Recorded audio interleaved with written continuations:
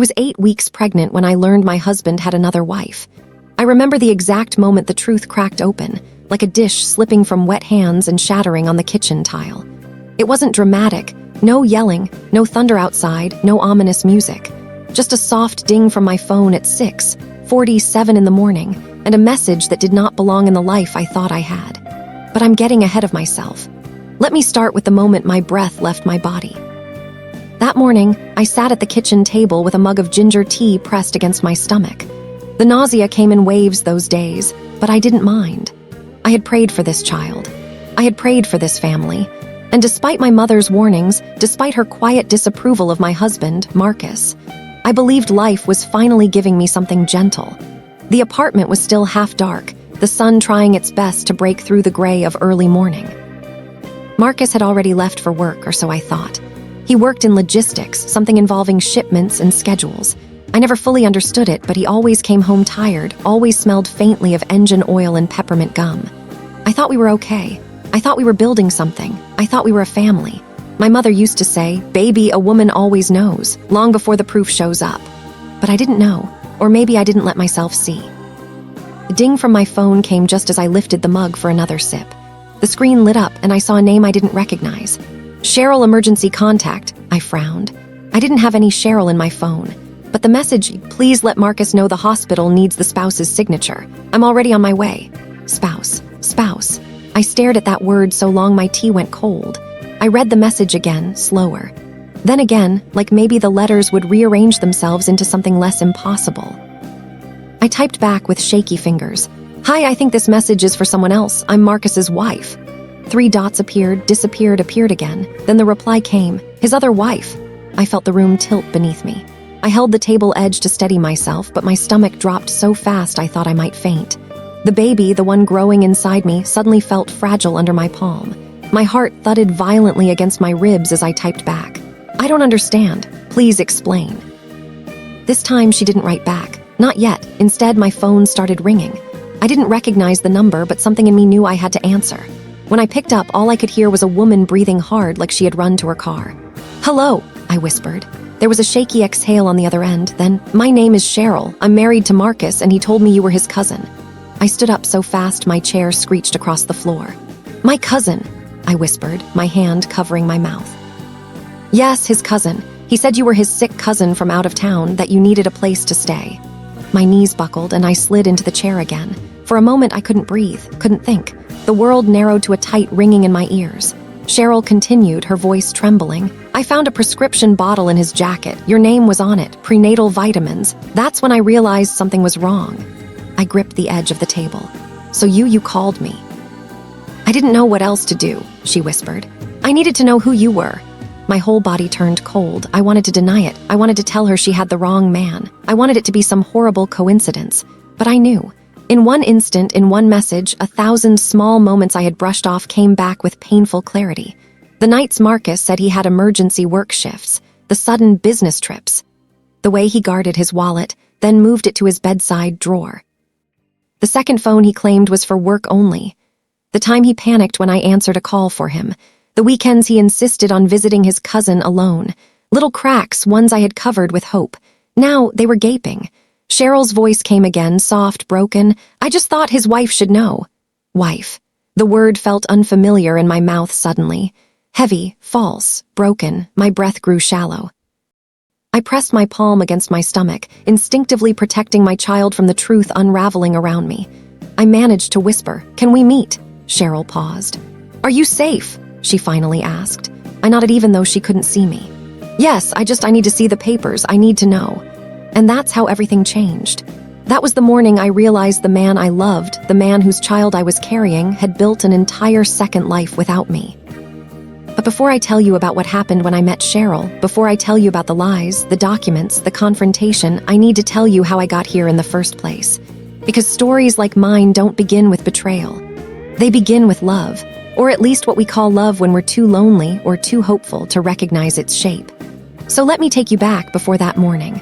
Before the phone call, before the hospital, back to when I first met Marcus. Back to the woman I used to be, because the beginning always shows you the ending, you just don't see it yet. I used to think pregnancy made you softer. People always said it. "You'll glow."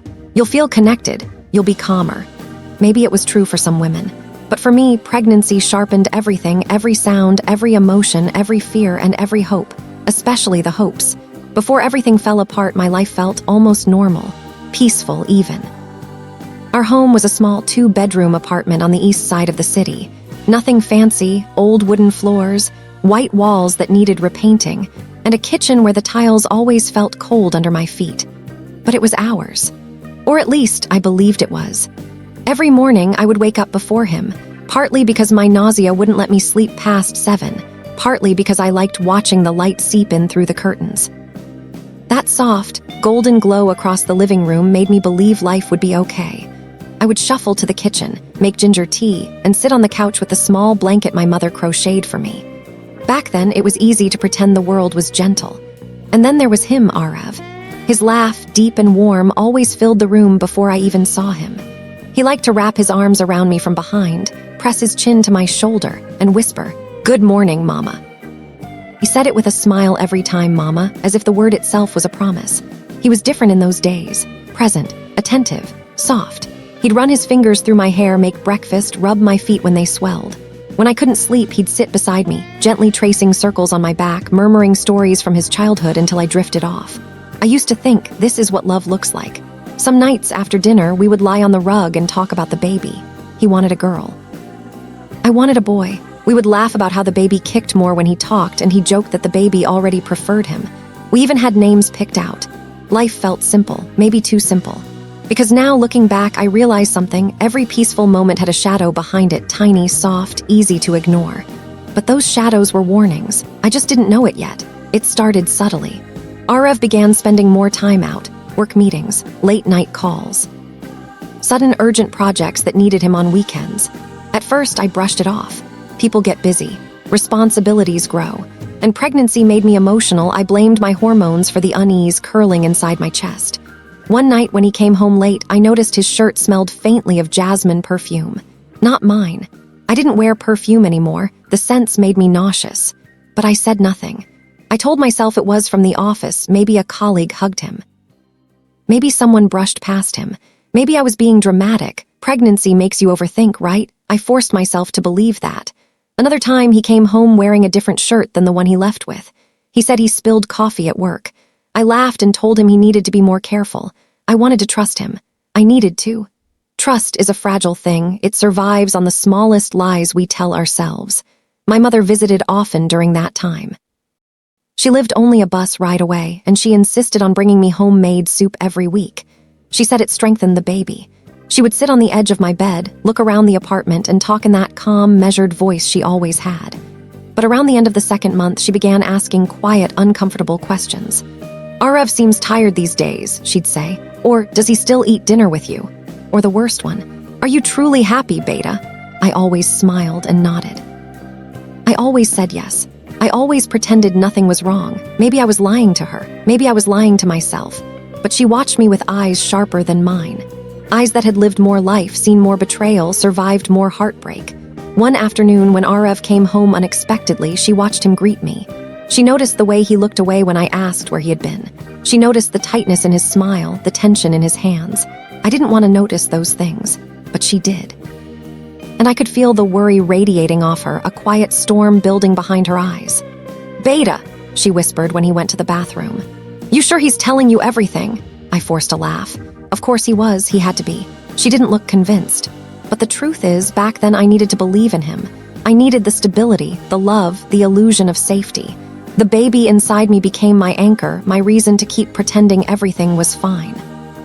Some nights I would lie awake while Arav slept beside me, his back turned, the space between us feeling larger than ever. I would rest my hand on my stomach and whisper to the baby, "We're okay. Mama's here, everything's okay." But deep down, I wasn't reassuring the baby. I was reassuring myself because reality was already cracking. I just didn't see how wide those cracks would open. And I definitely didn't know what they were hiding. Not yet. Not until the first real clue shattered everything I believed about the man I was carrying a child with. I remember the exact moment the first real crack appeared. It was a Wednesday afternoon, the kind where the sun looks tired and everything feels slower. I had just come back from my prenatal checkup, my bag full of vitamins and the ultrasound photo I couldn't stop staring at. tiny shape, a tiny heartbeat, a tiny future. I wanted to show Arav the new picture. He always kissed it, said it looked like a little bean with my nose. I missed that version of him. When I pushed open the apartment door, something felt off. The living room lights were on, we never left them on. A faint trace of that jasmine perfume lingered in the air again. Stronger this time, fresh. I stood there for a moment, my keys still in my hand, listening to the silence. Then my eyes fell on the coffee table. A red scarf. Bright, silky, delicate, the kind you buy for someone you love. It was draped over the edge like someone had taken it off in a hurry. It didn't belong to me, and it didn't belong in my home. I moved closer, my heart thudding uncomfortably. When I picked it up, the fabric still held warmth and perfume. I don't know how long I stood there, staring at it. It felt like something inside me tightened, a coil winding, preparing to snap. Before I could decide what to think, my phone buzzed. It was Arav. "Hey, love," he said casually. "I'll be late today." Big meeting. I looked at the scarf, then at the clock. It was 3:40 p.m. a meeting, I repeated quietly. Yeah, really stressful day. I might not even have time for dinner." The lie was too smooth, too practiced. Something inside me whispered, "Don't ask, don't push." So I swallowed the lump in my throat and said, "Okay, just come home safe." He hung up quickly, too quickly. And my eyes returned to the scarf, the silent, fragrant truth lying in my hand.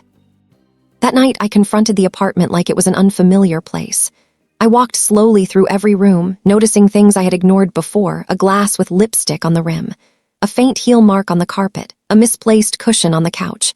Maybe these things had been there before, maybe they hadn't, but I noticed them that night because now my heart was paying attention. I sat on the floor of the living room, scarf in hand, breathing shallowly. My mother's voice echoed in my mind. "Beta. You sure he's telling you everything?" I was. Not anymore. The scarf lay in my lap, the fabric too soft, too feminine, too expensive to be accidental. Somewhere between fear and anger, a thought took shape. Who was she? The second clue came 2 days later. A small, harmless envelope on the dining table, one of those white official ones with a clear window showing Arav's name. It looked like any other confirmation letter or account statement, but it had a different address printed on it. A completely unfamiliar address. Not our apartment, not his office, not any place he had ever mentioned. At first, I assumed it was a mistake. Mail gets mixed up, addresses glitch, but the envelope was opened. Someone had torn it neatly along the edge, someone who knew exactly what was inside. My hands shook as I pulled the paper out. It was a bank notification, routine, nothing alarming, except the address was printed again at the top. His name, that other address, and the date. He had updated his residence months ago, months before I got pregnant. The walls around me felt suddenly smaller, like the air was thickening. Why would he need another address? Why wouldn't he tell me? And why was the envelope hidden under a stack of magazines as if tucked away on purpose? When he came home that evening, my voice nearly cracked as I tried to sound normal. "How was your day?" "Fine." "Long meeting?" "Yeah, exhausting." But the exhaustion he wore wasn't from work. It was the exhaustion of a man carrying 2 lives on his shoulders. I looked at him differently that night. Not with love, not with anger, with curiosity, with suspicion sharp enough to draw blood. Like I was learning him all over again, not as a husband, but as a stranger. The third clue happened by accident. I was in the bathroom the next morning, rinsing my hands when his phone buzzed on the sink. A message popped up. A woman's name. A name I'd never heard. It wasn't saved with a heart or an emoji, just a plain name. But somehow that made it worse. "Are you coming home tonight?" "Home, not here. Home." Before I could read more, the screen locked. I stood frozen, water dripping from my fingers, my breath caught in my chest. "Home." The word stabbed deeper than anything else had. It meant there was another place, another life, another someone. I walked out of the bathroom in a daze, sat on the edge of the bed, and put a hand on my stomach. The baby kicked as if sensing my fear. I whispered, I'm here," but the words felt hollow. Arav wasn't just hiding something. He was living something. And I had no idea how big, how dangerous, or how devastating it truly was. But deep down, I knew one thing. The truth wasn't going to stay hidden much longer. Because whatever he was running from was about to run straight into me. Some betrayals arrive softly, like a whisper you try to ignore. Others arrive like a collision, violent, unavoidable. Mine arrived on a Saturday morning, wrapped in sunlight and silence. Arav had left early, saying he had urgent work. No kiss on the forehead. No lingering touch on my belly, just a quick, distracted pat on my shoulder as he grabbed his keys. I watched the door close behind him. It felt like watching someone walk out of my life, not just the apartment. I didn't know where he went. Not yet. But that morning, I decided I would find out. A call that changed everything. It started with one phone call. One call I shouldn't have answered. Around noon, his phone vibrated on the coffee table where he'd forgot to take it. I froze when I saw the same woman's name flash on the screen, the name from that bathroom message. Not baby, not love, not even office. Just her name, plain, confident, familiar. My heartbeat kicked into my throat. I shouldn't answer, but something inside me whispered, "You need to know," so I picked it up. "Hello." My voice was barely a breath. There was a pause, a short, startled silence. Then a woman's voice, steady and confused, said, "Why are you answering my husband's phone?" Husband, her husband, the world tilted under my feet. My hand tightened around the phone so hard my knuckles whitened. I swallowed hard. I think you've made a mistake." "No," she said, her voice sharpening, her breath quickening with irritation. "This is Arav's number. I've been calling him all morning." My stomach sank. The air in the room thickened. "Arav is your what?" I asked, my voice trembling so violently I barely recognized it. Another pause. When she spoke again, her voice was different, wary, defensive. "My husband," she repeated slowly. "Who is this?" I couldn't speak. I couldn't breathe. The baby inside me gave a small kick as if responding to my panic. "My name is Mira," I whispered finally. I'm his wife." A sharp inhale from the other side, then a shaky, almost disbelieving laugh. "No. That's not possible," she said. "I'm his wife." And that was the moment. That was the exact second my world split open. Two women claiming the same man, both telling the truth, both married to him. I felt heat rush to my face, then drain out all at once. My hands went cold. My voice cracked into the phone. "How long?" she whispered. 3 years. My knees gave out and I slid to the floor, back against the couch. 3 years. 3 years while I thought I was the only one. 3 years while he placed a cinder on her forehead and another on mine. 3 years of holidays, anniversaries, birthdays, shared between two wives. I pressed my hand to my mouth, trying to hold in the sob clawing up my throat. Her voice softened. "How long have you been married?" 1 year, I whispered, staring at the scarf on the table, a beat of silence. Then she said what shattered me completely. "And are you the one who's pregnant?" She knew. She knew about the baby. She knew about me without knowing me at all, which meant he had told her. He told her I was pregnant. He told her enough for her to ask the question. But he hadn't told me that another woman existed. My fingers trembled around the phone. I didn't know about you," I whispered. "Not until now." "I didn't know about you either," she breathed. "But I had my suspicions." Suspicions, like me. Women always know, even before the truth arrives. Her voice cracked gently. "He told me he was working longer hours. He told me he was saving for our future. He told me," she stopped herself. A soft, wounded sound slipped out. 2 women, 2 homes, 2 lies. We were both living in the same story, just on different pages. The place where it all unraveled, she asked quietly, "Can we meet?" And despite everything, the betrayal, the fear, the humiliation, I agreed. Not out of anger, out of need. I needed to see her. I needed to see the truth through someone else's eyes. We met at a small tea stall near the old railway station, a place neutral enough that neither of us felt invaded. When she walked in, I recognized her instantly. The jasmine perfume, the red scarf, the lipstick on the glass, it was all her. She was beautiful, but not in a threatening way. Beautiful in a way that made my heart ache, because her beauty wasn't the problem. His lies were. She sat across from me slowly, eyes glassy but steady. We studied each other like reflections of the same broken thing. She spoke first. "I didn't call to hurt you." "I know," I whispered. "He told me," she swallowed hard, "that you were just a colleague he was helping through a rough time." A colleague, me, his wife, carrying his child. I let out a painful laugh.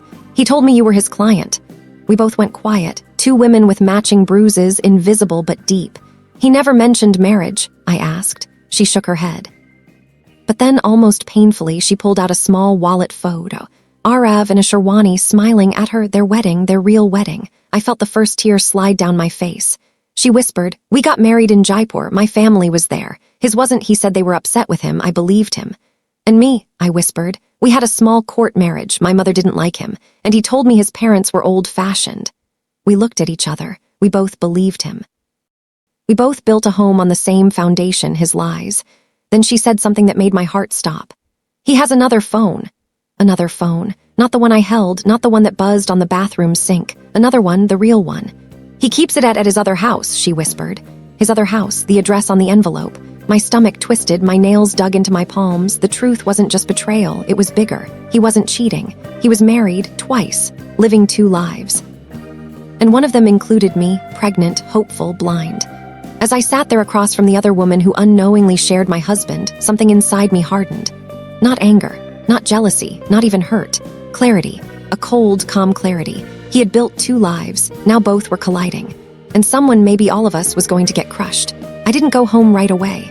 I sat in that old Honda, hands on the wheel, cold air blowing in my face as if the car were trying to calm me down. My mind wasn't racing, no. It was too stunned to run. Instead, thoughts drifted in slow, heavy circles like leaves caught in a low wind. He has another wife. He has a whole other life. And I'm pregnant. My stomach tightened not from the baby, but from the realization that this child, my child, had been created in the middle of a lie. I placed my palm on my belly. "I'm sorry you have to feel all this before you even arrive," I whispered to the little life inside me. After a long while, I finally turned the key and drove home, my breath steady but my heart folding in on itself.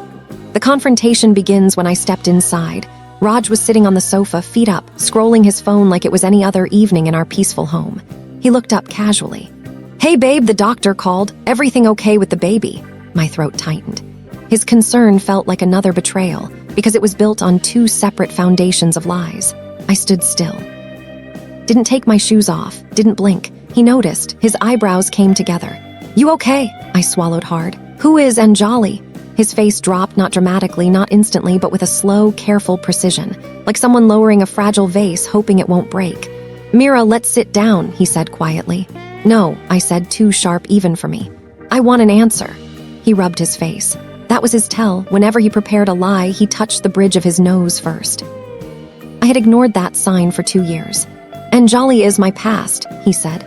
"We were married, but it wasn't real. We separated years ago. I meant to tell you, it was complicated." "Separated," I repeated. "So she's not your wife anymore," he hesitated. A single heartbeat passed, then another, my breath caught. "Raj," I demanded, "is she still your wife?"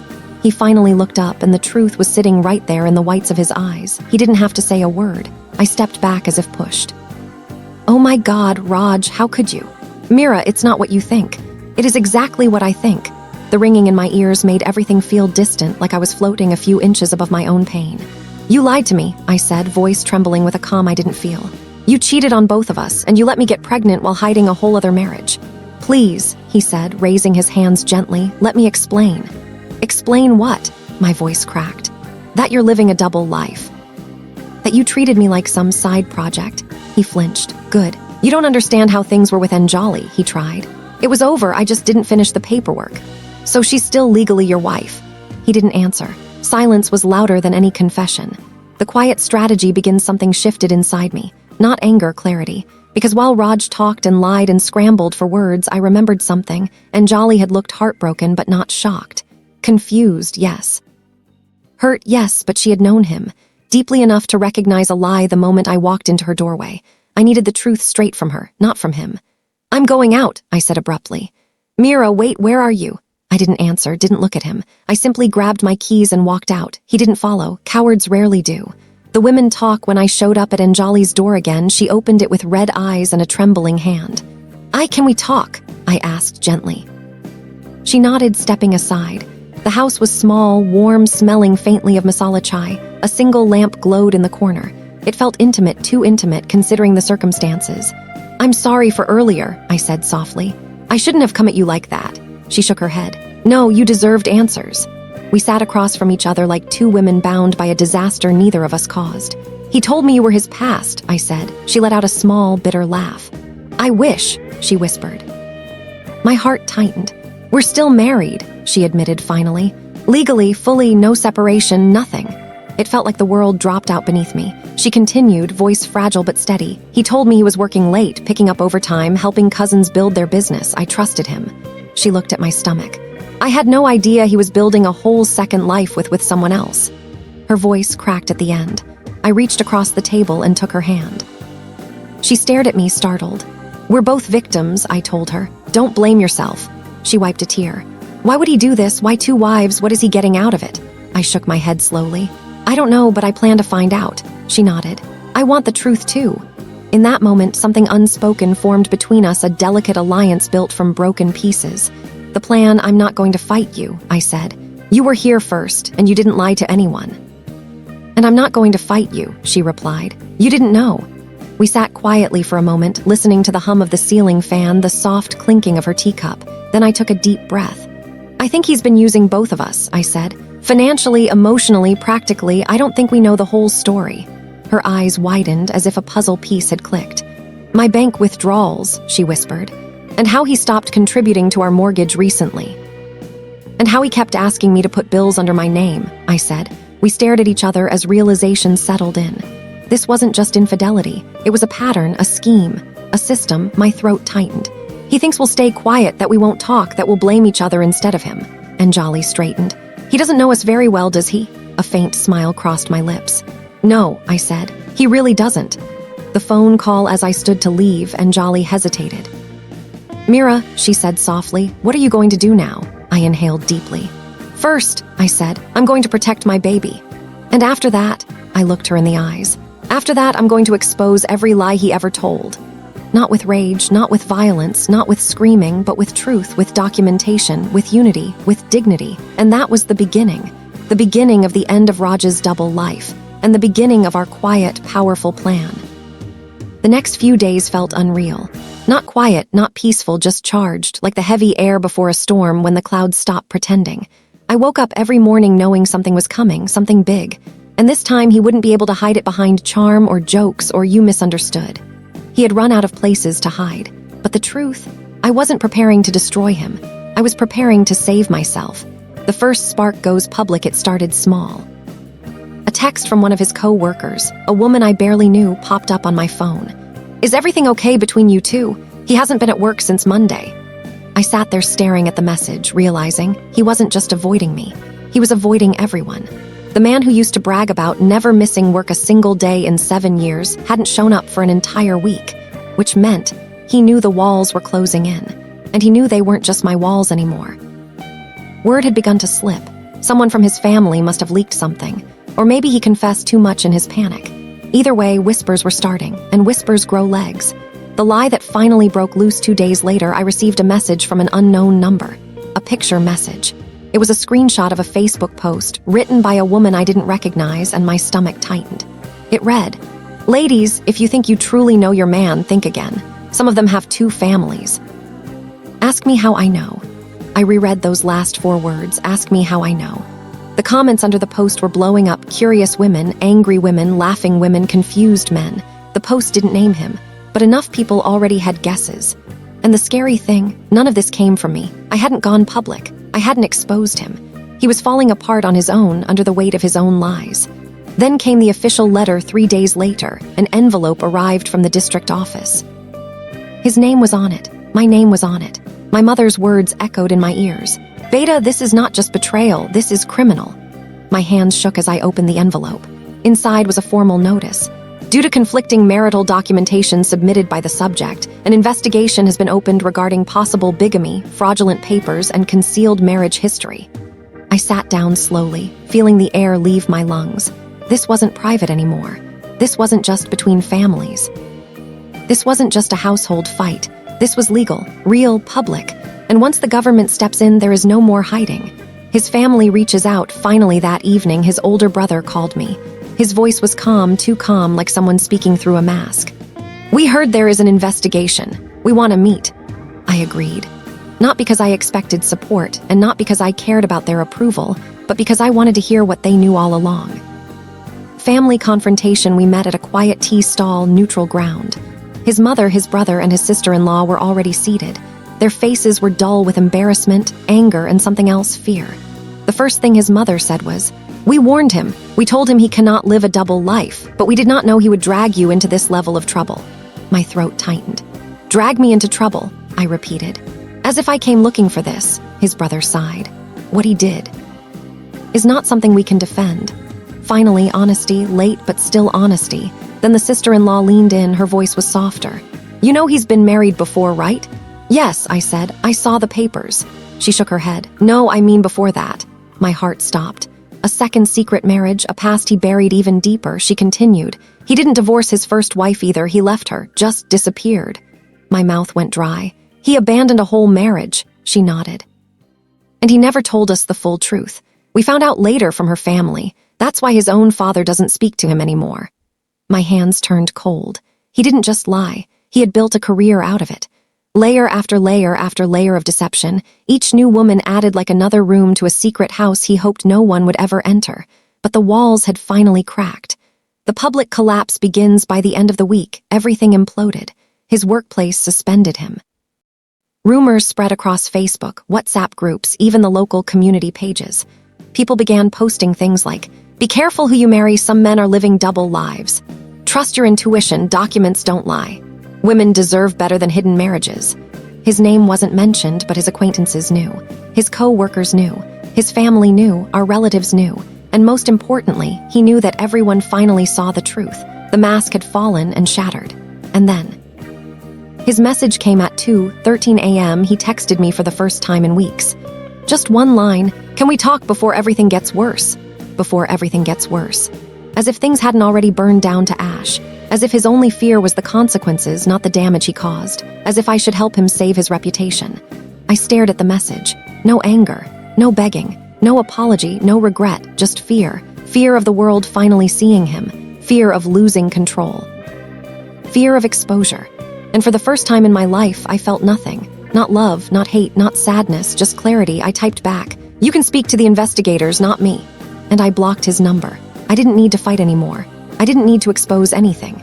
Everything was already happening naturally, publicly, inevitably. The truth had done the job. I didn't sleep that night. Not because of grief, but because it was the first time in months my heart finally felt quiet.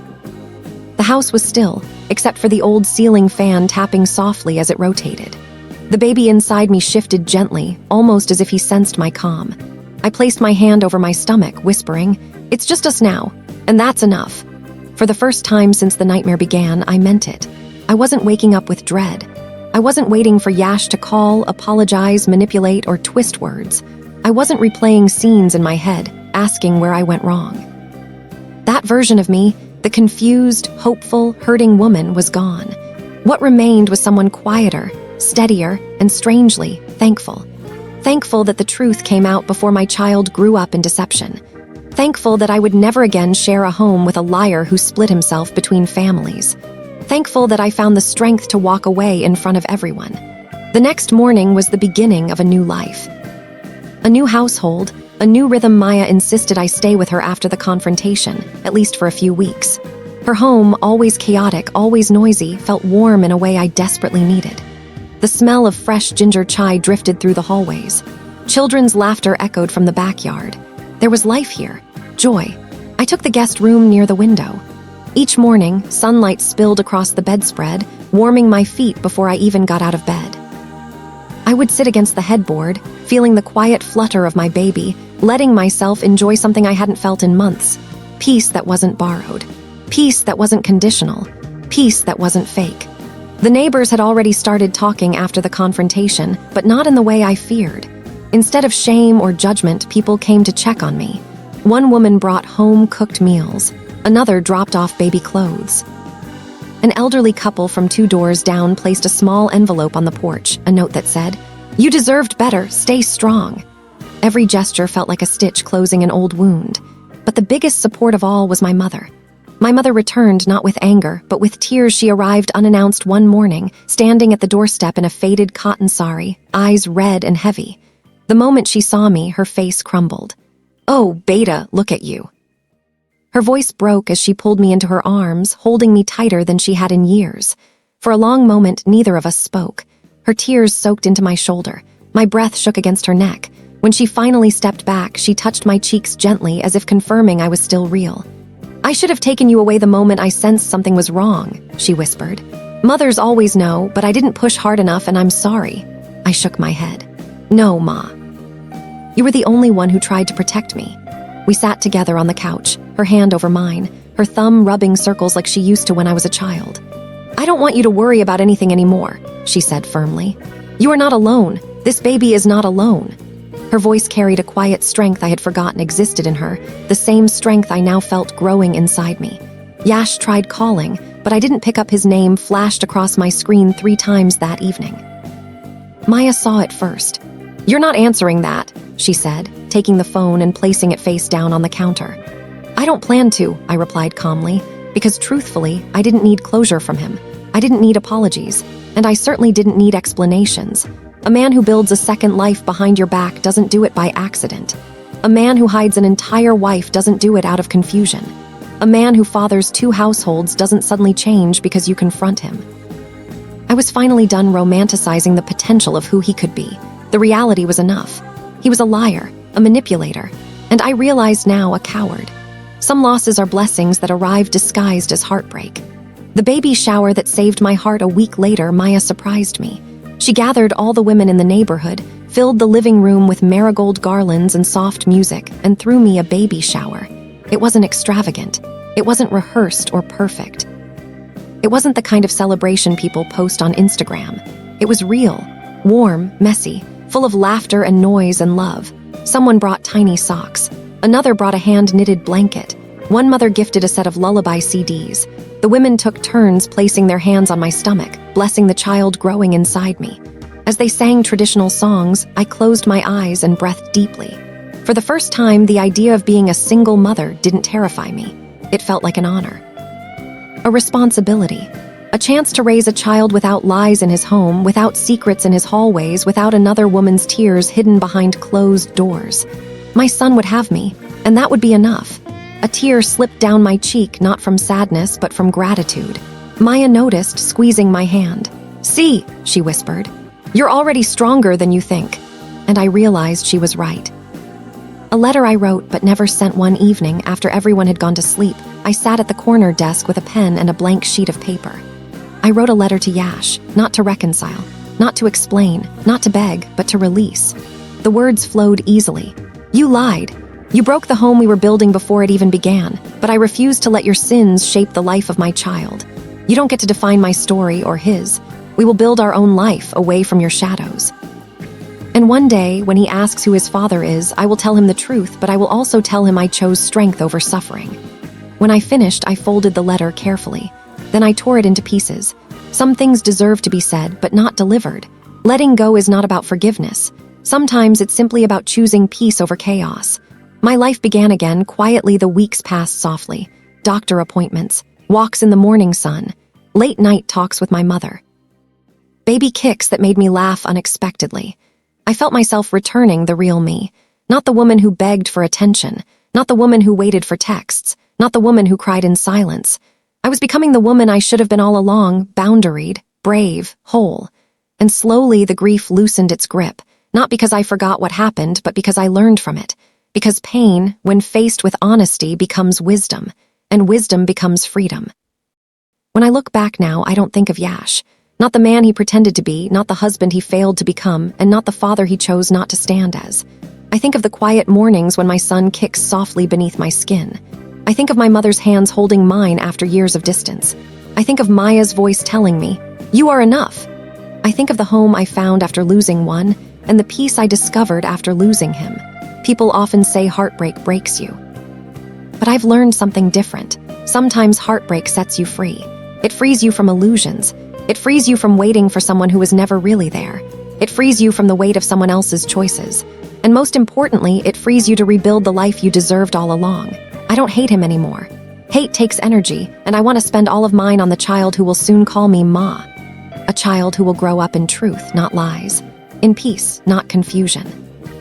In love, not betrayal.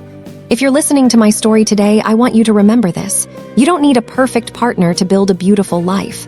You just need courage, the courage to leave what breaks you and the courage to stay with what heals you. My healing wasn't loud or dramatic. It was slow, quiet, gentle. Like a dawn that doesn't ask for permission, it just rises. And now, as I prepare to bring this child into the world, I know one thing for certain. Some endings are not meant to destroy you. Some endings are meant to guide you home. What about you? If you were in my place, would you have walked away? Or would you have given him one last chance? Tell me your thoughts. I'll be reading every comment. And if you'd like to hear more stories like mine, don't forget to follow, subscribe, and stay with me for the next chapter.